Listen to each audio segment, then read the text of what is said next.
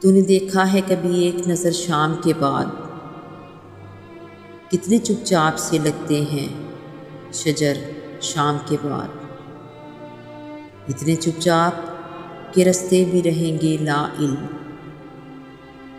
چھوڑ جائیں گے کسی روز نگر شام کے بعد۔ میں نے ایسے ہی گناہ تیری جدائی میں کیے، جیسے طوفان میں کوئی چھوڑ دے گھر شام کے بعد۔ شام سے پہلے وہ مست اپنی اڑانوں میں رہا،